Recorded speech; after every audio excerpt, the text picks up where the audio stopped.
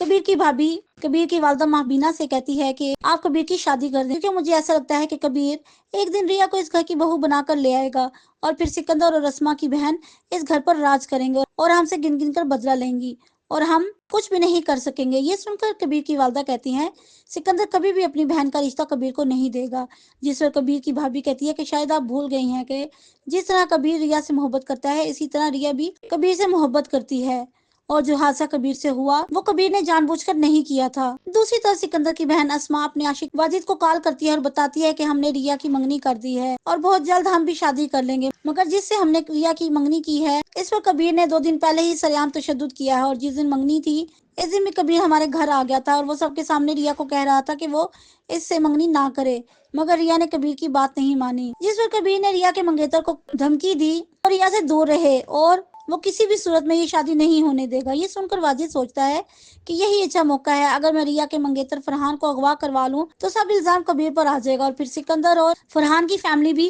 कबीर के दुश्मन बन जाएंगे और इस तरह मेरे रास्ते से कबीर भी हट जाएगा और फरहान भी, और बाद में सिकंदर का काम भी तमाम कर दूंगा। फिर रिया की दोस्त कशफ रिया को समझाती है कि कबीर तुमसे मोहब्बत करता है और तुम फरहान जैसे शख्स से शादी करने जा रही हो। फरहान एक अयाश इंसान है। जिस पर रिया कहती है, कल पार्टी में फरहान ने जब मेरा हाथ पकड़ा तो कबीर ने जिस तरह फरहान को मारा, इससे ये बात तो साफ जाहिर है कि कबीर अब भी मुझसे मोहब्बत करता है, मगर मैं अपने बाप के कातिल से कैसे शादी कर सकती हूँ और मुझे ये भी डर है कि अगर मैंने फरहान से शादी की तो कबीर फरहान को भी कत्ल कर देगा। दूसरी तरफ कबीर रिया को समझाता है कि मैं तुम्हारा पीछा इसलिए कर रहा हूँ क्योंकि कोई तीसरा शख्स हमारी दुश्मनी का फायदा उठाना चाहता है। जिस पर रिया कहती है, वो कैसे? जिस पर कबीर कहता है, अगर तुम इस दिन अगवा हो जाती तो इल्जाम मुझ पर आ जाता और तुम्हारा भाई मेरी फैमिली से इसका बदला लेता और इसी चक्कर में दोनों खानदान खत्म हो जाते और मैं इसीलिए इन लोगों को तलाश कर रहा हूँ जिन लोगों ने तुम्हें अगवा करने की कोशिश की थी, ताकि जान सकूं